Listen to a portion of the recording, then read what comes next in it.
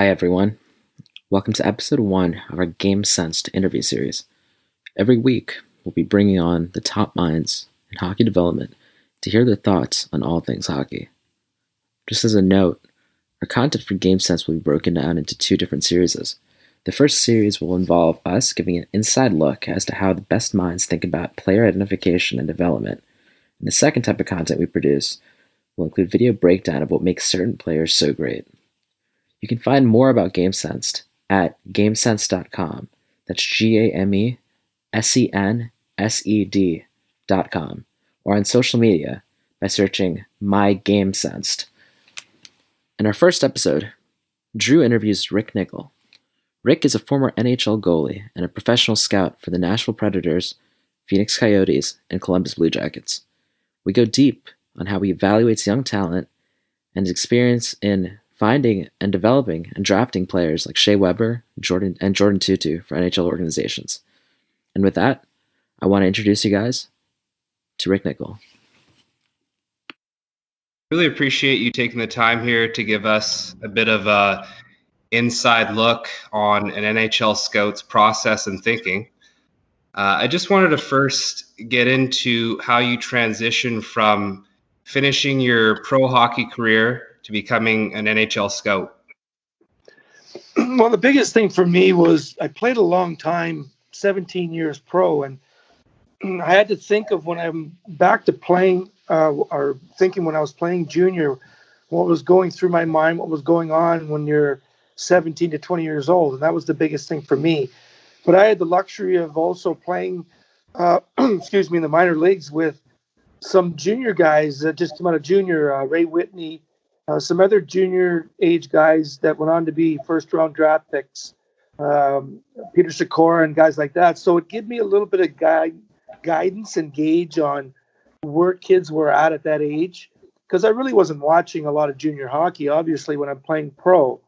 So for me, I had to think back to what was going on and really start to analyze the games when I first started to watch. And it was a different way of doing things, because when I was playing, yes, I was watching the games coming away from me and at me as a goaltender, but now scouting, evaluating, putting it on paper, working for an NHL team to draft assets. You've got $1 million decisions to be made, things like that. But I played the game a long time, and the transition maybe took me not the evaluating part of just the whole nuances of lists and the draft, where guys fit, what value they have, and things like that. But I think it maybe took me a year, ask a lot of questions, a lot of experienced scouts help you out, people that you know.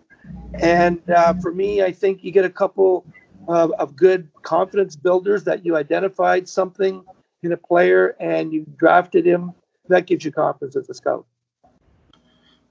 Right. Very cool.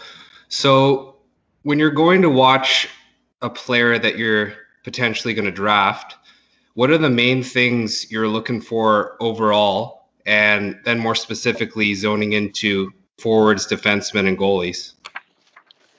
Well, when I'm looking at players, you have to go in with an open mind.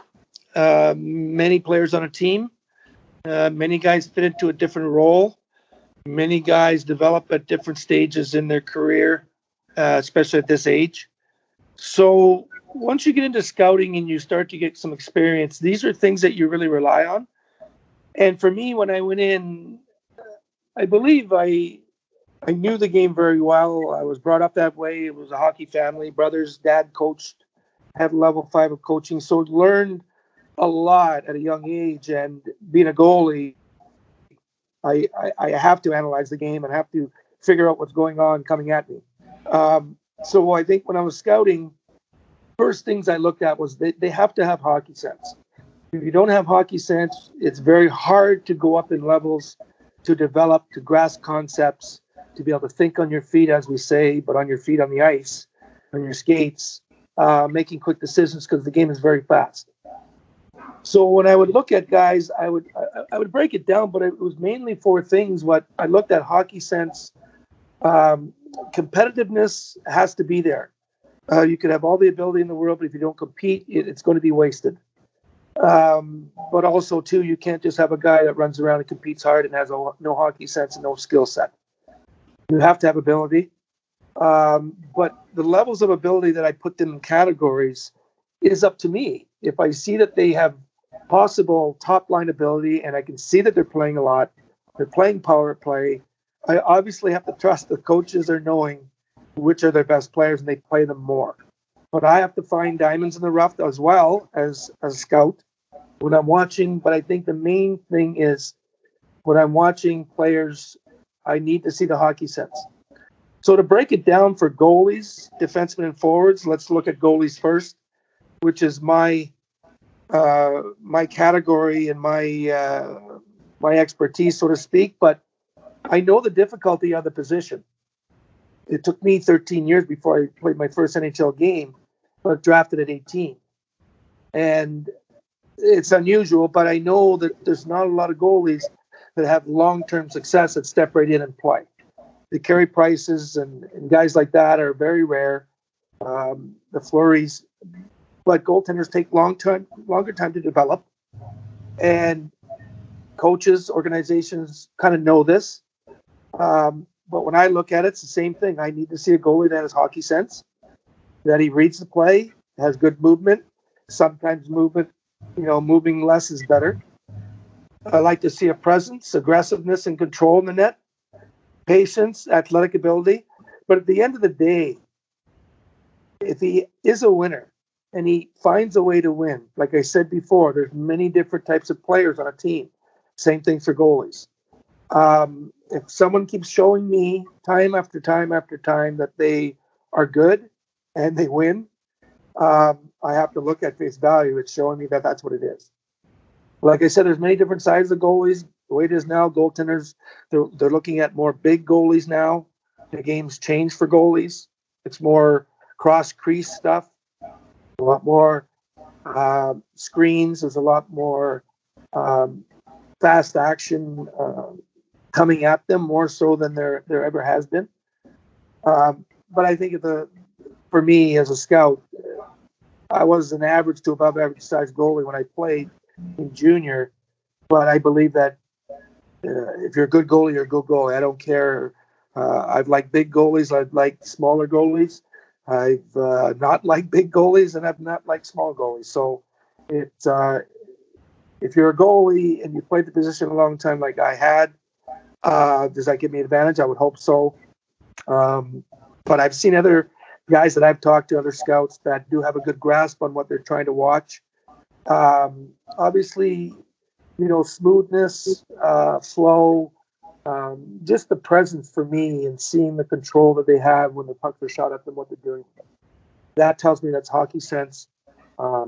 Reading, tracking, having athletic ability is really, really important because your reads and your athletic ability allows you to look quicker, things like that. Looking at defensemen, identifying what type of defenseman, an offensive defenseman or a defensive defenseman. And if I see offensive ability and confidence with the puck, that tells me that this guy could be adding some offense to the team. Either that's being a really good puck mover, first pass guy out of his zone, carrying it, being a Ep1 forecheck, having that ability to do that. Excuse me, not saying that he has to be a end-to-end puck rusher, but I need that puck out of the zone. How do they defend? Many different ways to defend. And are they effective? Quick decisions with the puck in tight areas. And are they competitive? That's a key one as well, because then I'm looking at size. If they're undersized but they're competitive and they have all these attributes, I'm going to like them. And there's a lot more of those guys in the league now that are bringing the offense, the faster skating, agility, real like a fourth forward. And what it does for scouts now, when I first started scouting back in 1999, we kind of shied away from the smaller defensemen because they were not playing in the NHL. But once one guy breaks the barrier, two or three guys start playing, everybody jumps on the bandwagon. we look at it this way, it's more so on the skilled side, smaller defensemen, not the just defensive defenseman on the smaller side. There's the odd one. Looking at forwards, biggest thing again is hockey sense. Of talking everything, every position, it's hockey sense. They have to be able to think on their skates. You have to be able to develop and adapt. I look at it this way: hockey sense and competitiveness. And if they do have the skill, what level do I categorize that? Is it high end, middle of the road, or looking like the bottom end type of player on your team, but is effective, penalty killer, knows how to do the little things, and being able to skate has some credence to what I'm watching. I more say what style of skater. Can you fix it? Is he too knock-kneed? Or is he too much on his ankles? You just don't think it's going to be able to get any quicker or faster. But some kids fool you. But if they have a lot of other attributes, I've vouched for guys that didn't skate as well as other guys in the league that they're playing in, or the level that they're playing in. But they had a lot of other attributes that they were productive. And at the end of the day, how that means doesn't mean necessarily on the score sheet, but it all comes back to that once you gain experience as a scout, you start to compare other junior guys that you watch, that you scouted over the year, 2 years, 3 years.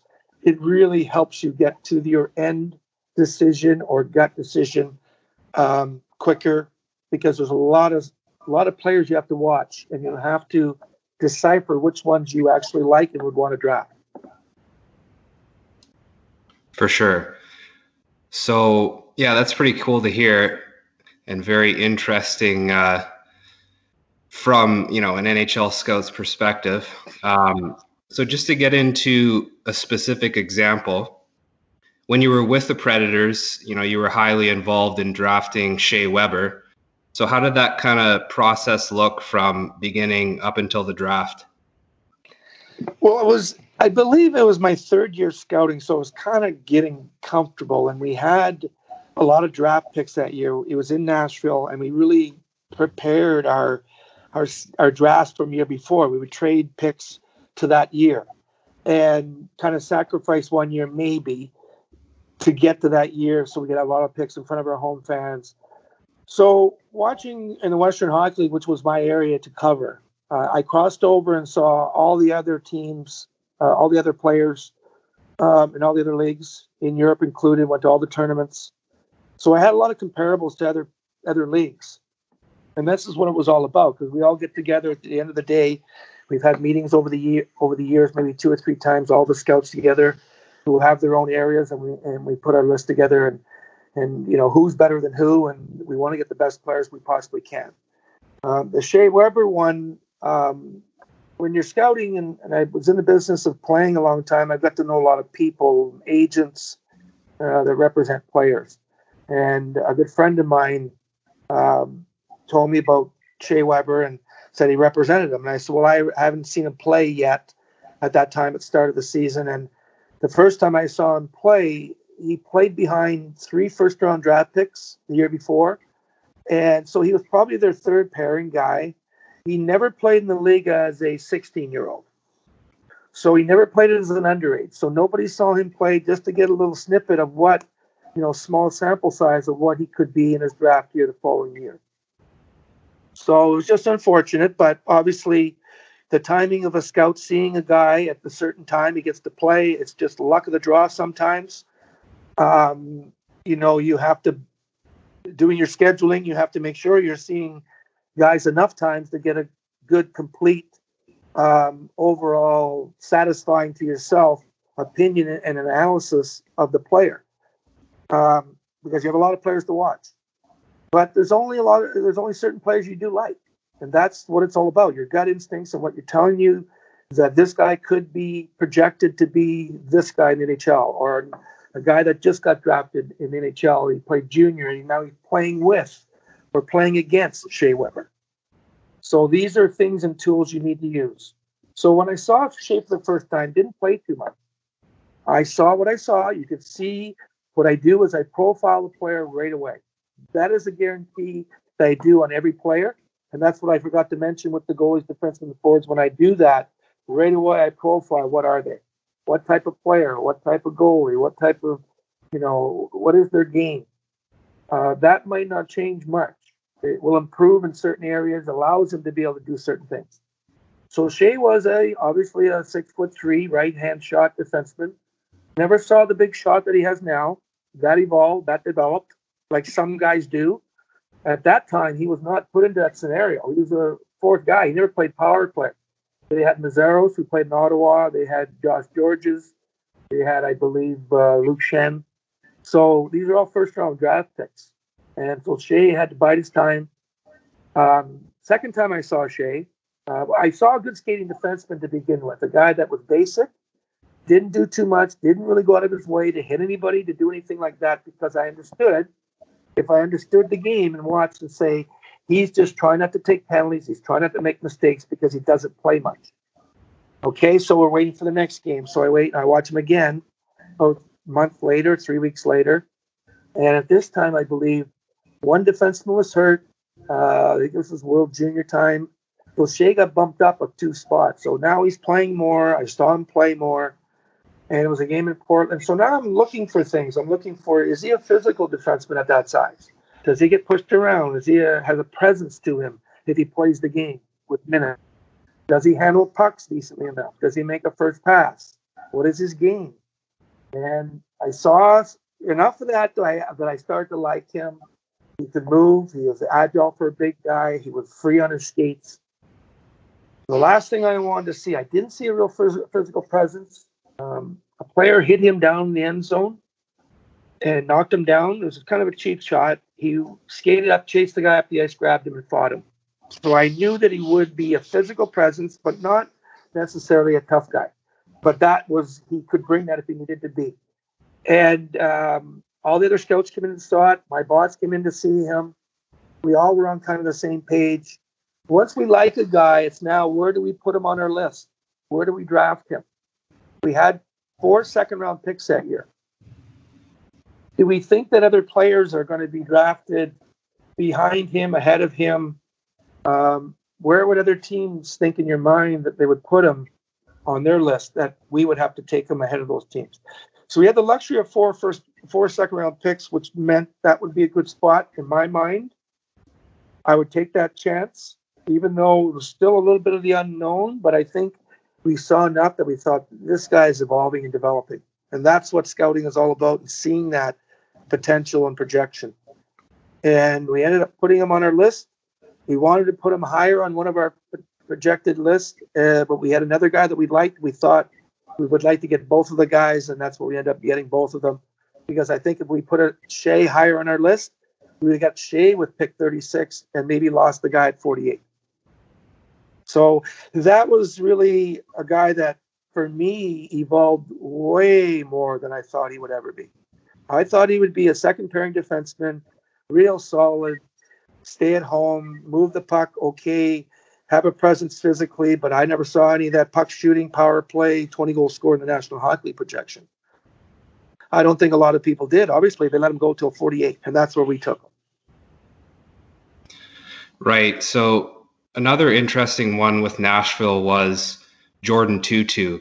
What did you kind of see in him initially, and kind of push through the doubts maybe from some of your colleagues on that one?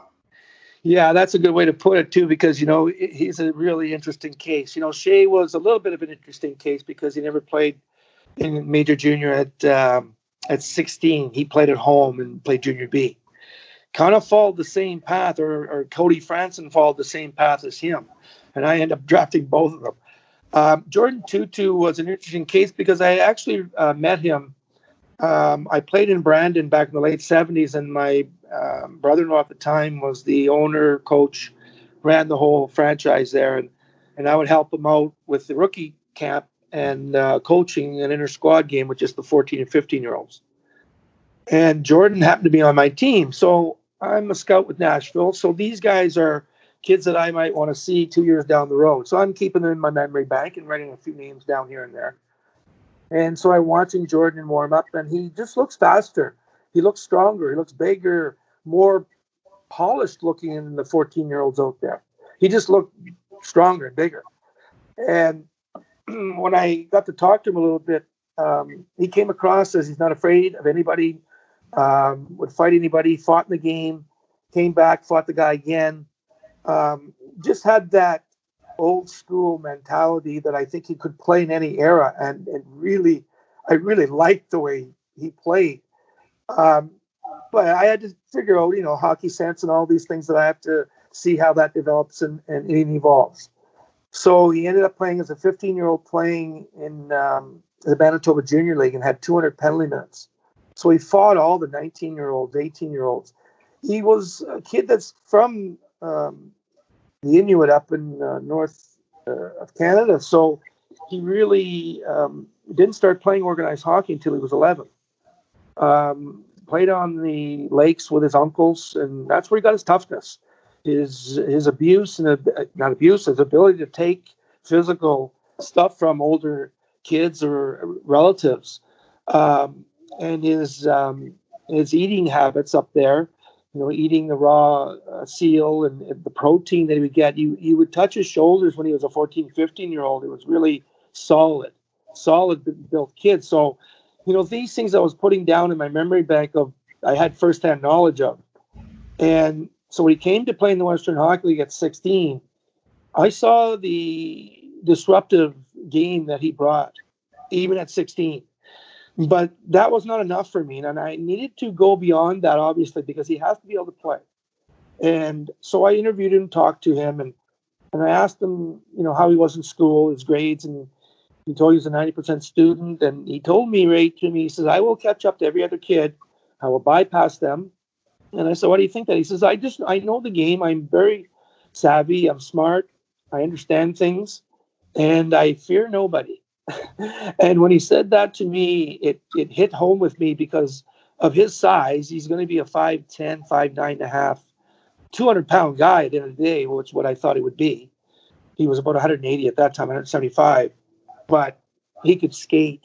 He could shoot a puck. He could handle a puck at high speeds, even at a young age. And it was just a matter of where he would fit, how he would evolve and develop.